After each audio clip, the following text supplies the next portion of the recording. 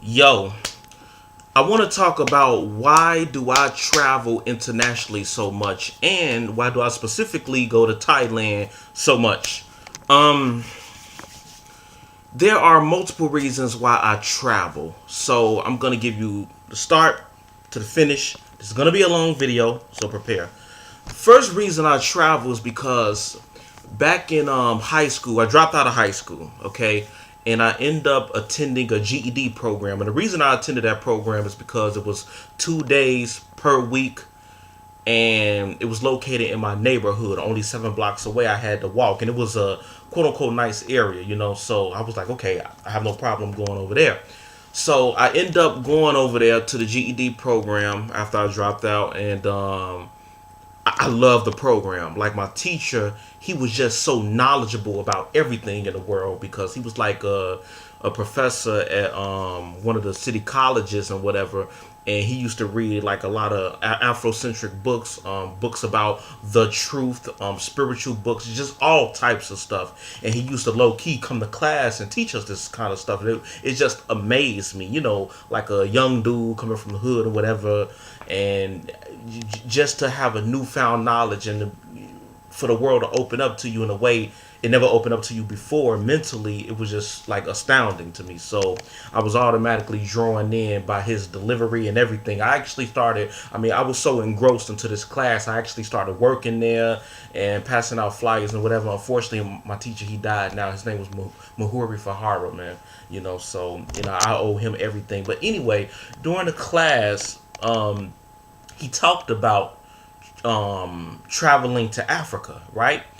And he said that he the best way to travel to Africa was to take a flight to Paris and then take the train down through Spain, and take the boat over to Morocco. And the way he explained it, man, it was just so descriptive because he's an intelligent person, so he knows how to use his words to describe everything to the point where you get a visual of every word that's coming out of his mouth. So man, I was just amazed by it, man. And he was talking about how he would see these castles and just the landscape was so mesmerizing, and man, so I was like, man, I want to go to Africa. And he was also telling me about Mexico. He was like, a lot of Belizeans, when they go to Mexico, they normally pile up into a car and drive all the way down there because of the cartels and the Mexican police and the federales. If they see a bunch of, black folks in the car, they might be, they'll be like, oh, go ahead. We know, or whatever. So yeah, but he used to talk about traveling to Mexico and whatever. So that's the first time I ever thought about traveling internationally, was because of my teacher, who I trust and who I got a lot of knowledge from, who I appreciated. So that's who implanted the idea to travel, because everybody in my family are, drug addicts, alcoholics, on Section 8 food stamps, things of this sort. And they're not thinking outside of their immediate community. They're simply responding with negative energies to anybody and everything that come into their vicinity. So they're not open-minded. So to get a taste of that open-minded lifestyle was like refreshing to me. Another person who motivated me to start traveling was this dude called Tariq Nasheed. He's a relationship expert who I listen to for entertainment purposes all the time. He talks a lot about race issues in America now, but he traveled, and I remember seeing one of his videos of being in Bora Bora, and I just thought it was just so beautiful, of this island. And he went to Thailand, and I noticed how people was responding to his presence. They wasn't looking at him with that judgmental look and all this crazy nonsense that they do here in America. So I'm like, you know what, I might want to go there. So after that mental seed of traveling internationally was implanted, automatically Tariq made it grow. So I'm like, okay. Another thing that made me want to start traveling is this guy I used to work with, a vendor. Now, of course, I'm a broke dude. I mean, I'm talking about broke. I couldn't even afford no noodles at one point, you know what I'm saying, because of some stuff that was going on in my household, which I might cover later on. And man, so this vendor I used to work with, he used to sell African American artwork on the street and whatever. He was from Africa. He was from Senegal, and he used to do comparisons of the United States to Senegal all the time. And I was like, wow, so people in Senegal are really like that? He was like, yeah, the way people steal here, the way people kill here, and the police driving up and down the street and whatever. By the way, I live in Chicago. The way police driving up and down the street, you don't see that. You don't see that in my country. People are nice. People are respectful. People will help you if you need it. I'm like, maybe I want to go there, because Chicago is on some other stuff, as you can see in the news. So I'm like, okay. So he gave me an idea to travel to Africa. So I forgot how I got the money to get my passport, but I had promised myself if I got the money, I found out the passport cost $140, right?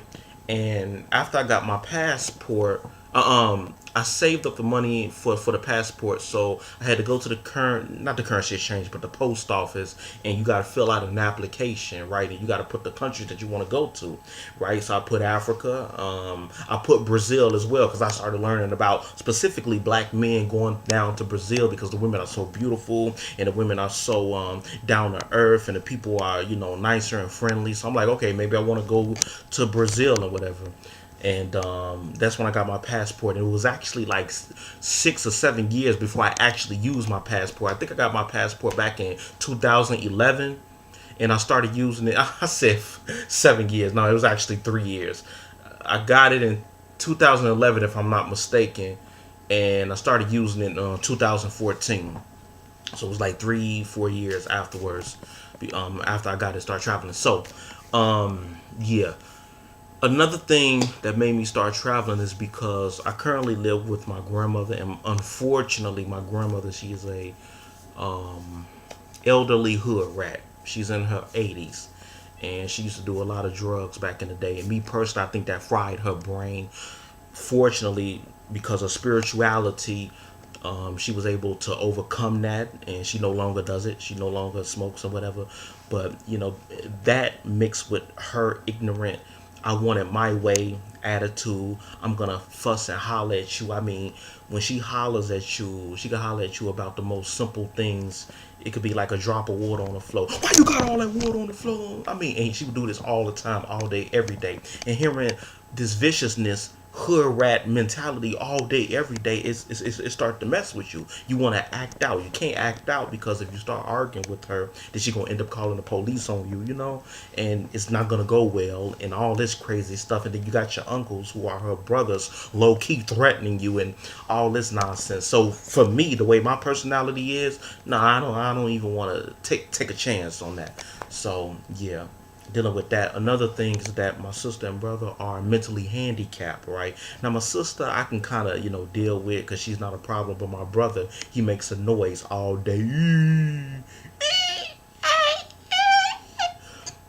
I mean, it gets to the center of my brain and annoys me so bad, man. And constantly hearing that, can't take it no more, man. I even got me some earmuffs. Yes, these are not electronic. These are, sound cancellation earmuffs, man. And I put some foam earplugs into my ear. I mean, the whole nine, you know what I'm saying? And the thing about it, like, I turned 22 yesterday, man. I turned 22. Yes, I mean, I said 22, 32 yesterday, man. And it's like, I'm a grown man, so why should I even do all of this extra stuff just to, block them out when I could just leave? But here in America, I can't find no job in Chicago. I can't leave. Fortunately, I do freelance writing. Okay, I work on a website called Upwork. I do freelance writing, and I also do surveys. Now, I can make enough money, but not enough money. I can make enough money to travel, but not enough money to live here in America. So that's one of the reasons I go to Thailand, because everything is dirt cheap there. I mean, you can find apartments between $45 and $90 a month in Chiang Mai. All you got to do is put a deposit down, and then, food is cheap. Clothing, everything you can think of is cheap, and the energy is attractive, man. So, but I'm gonna continue talking about what pushed me to travel before I get into that. Another thing that motivated me to travel is my neighborhood. You know what I'm saying? I've been arrested twice for some stuff I didn't do. Now it was downtown. No, the first time was in my community, where I went up in the GameStop, man, with my homeboy, and I was actually buying a game for him because he was I think he was under 18 at the time, and to get Grand Theft Auto, you gotta have somebody who's 18 or older with you. And since I was 18 or older at the time, I could buy the game for him or whatever, man. And this boy in there was talking with the manager. All of a sudden, they see me, man, and they was like, whatever, and they kept on looking over at me, but I didn't think nothing of it. And about 5 minutes later, the cops come in. I could hear the door opening, but I ain't think nothing of it. They walk up to me, man, put my hands behind my back, handcuff me, all that. I end up spending 14 hours in jail, man. They talking about they got me on a tape and all this. Now, come to find out later, the boy was at the bus stop, and this dude stole his PSP is a PlayStation handheld video game. Stole it and tried to sell it in GameStop, and they got him on tape, and they said that it was me. Anyway, I spent 14 hours in jail and all this crazy nonsense over an accusation, man, and it just messed with me. Now, if I had a knew back then what I know now, I would have got all of them people fired, man, for real. I would have got all the people who worked at the GameStop fired, because they said it was me too. But it was crazy. And then I got arrested downtown. This white girl, she accused me of trying to snatch her phone, because here in Chicago, these little thug ass dudes will go downtown and snatch people's iPhones, go to the stores and sell them for cash and whatever, man. So it's real easy for a cop, if you got on a white t-shirt, like back then everybody wore white t-shirts, blue jeans, automatically, oh, it's him, you know what I'm saying? So I got arrested behind that, and getting messed with by the cops multiple times, because I used to work with the vendor dude. So I used to ride my bicycle back and forth. I'll help him pack and I'll help him unpack. Unpack in the morning, pack up in the evening, you know what I'm saying? Or when he go to pray, he was Muslim, he would go and pray, and I would stand in for him. So sometimes I'll be riding down the block, all day. And unfortunately, when it's like that, when you're doing that, they got police cameras here that capture you, that capture your face. And you got people up and down the street who don't know anything about the streets, so they be like, oh man, this dude must be selling drugs or whatever. So anyway, the cops just constantly harassed me, just checking me and all this stuff. And I just got tired of it, man. And then the hood dudes, man, I've been jumped multiple times. I've been robbed multiple times. I'll talk about them like on another video, man. But all of this pressure and all of the negative energies in Chicago, you can just read the news, man. Me personally, I think it's everybody's fault. I'm not going to just blame the thugs or the cops. It's everybody's fault, man. From the thugs to the cops to the regular people, they're all in on it. But just the negative energy here and the way I am, man, I'm like, I ain't feeling this, man. Something's going to happen to me here. Something has already happened back and forth. So I'm like, I might want to seek refuge in another country. You know what I'm saying?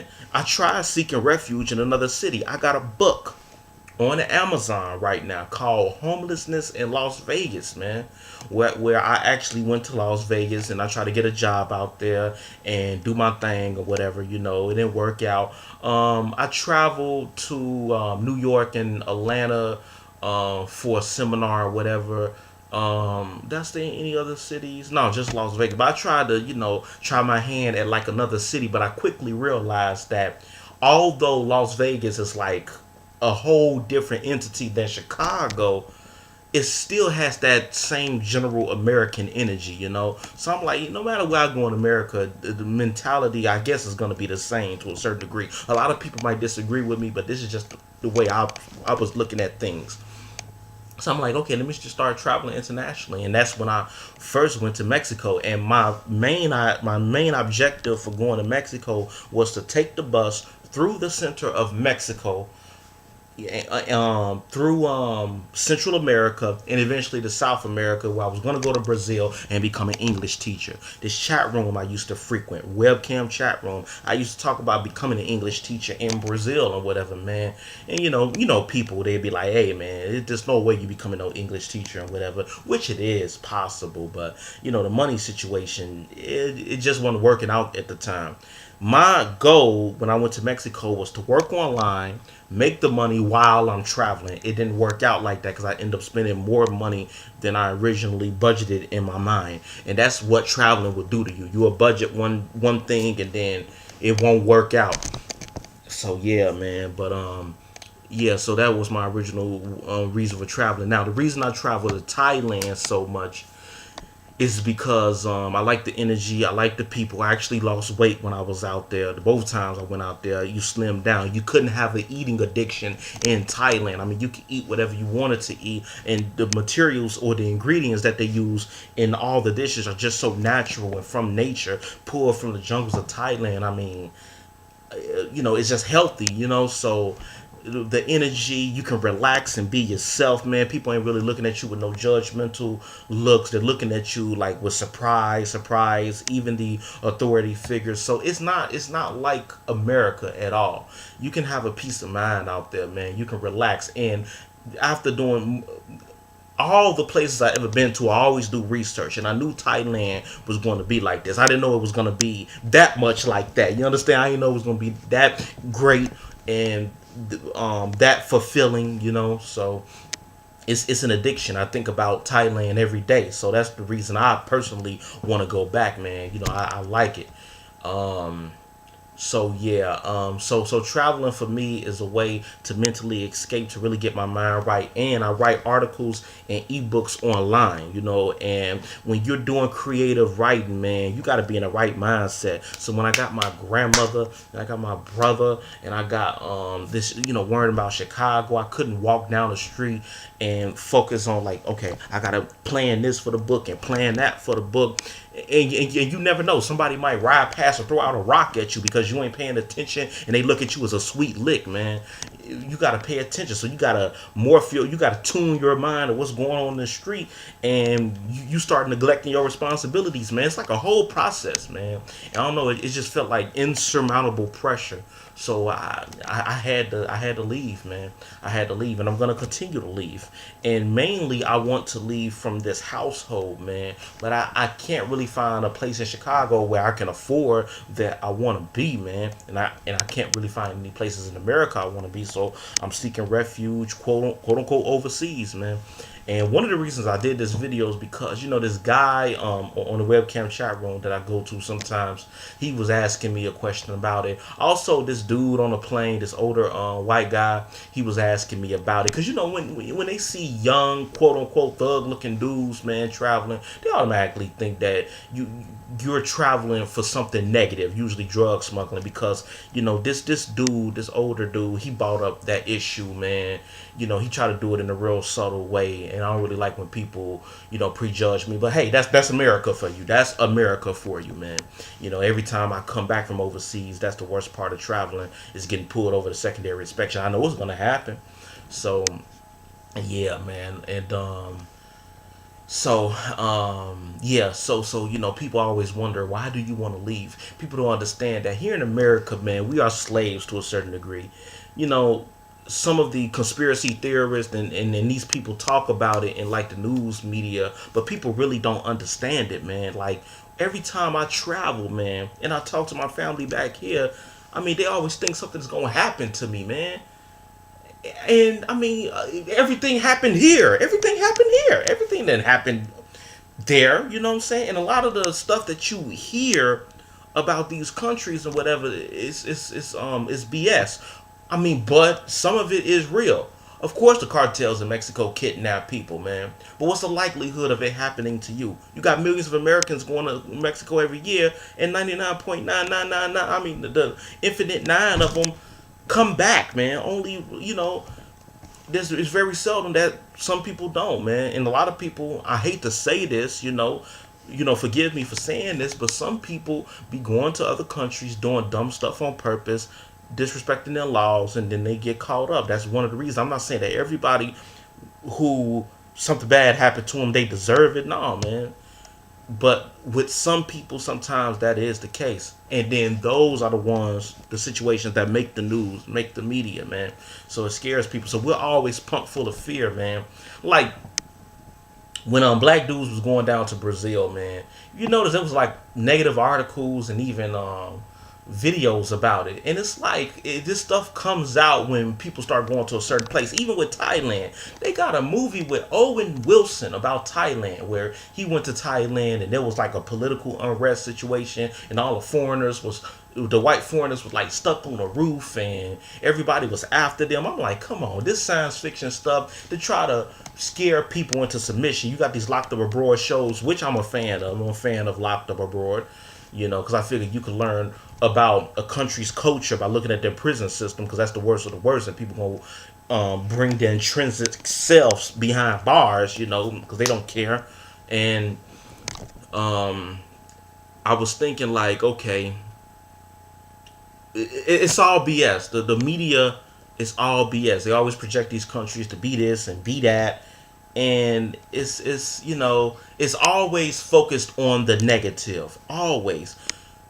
I didn't see no lady boys in Thailand. You feel me? Unless they look like girls. You don't see nobody talk about heroin and all that in Thailand. No. People ain't talking about that. People just living their life. When I went to Colombia, you think Colombia is all about Pablo Escobar and cocaine? No, those are the images they push in the United States media. It's not like that down there. The regular people are just living their lives. They're just living their lives out and being happy.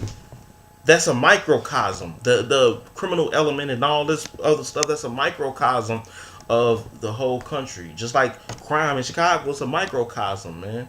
I mean, it shouldn't be minimized, no, but it's a microcosm. So, that's just what it is, man. So, once I was able to get over that mental gap and be brave and travel outside the country, it was all good. Another thing is that, people from like the UK and Canada, they don't make a big deal out of traveling internationally. Africans, when they travel, they don't make a big deal about traveling internationally. They'll go anywhere. Nigerians, they'll go anywhere. They don't care. And it's just Americans who are afraid. Majority of Americans don't have their passport because they're afraid. That's just what it is.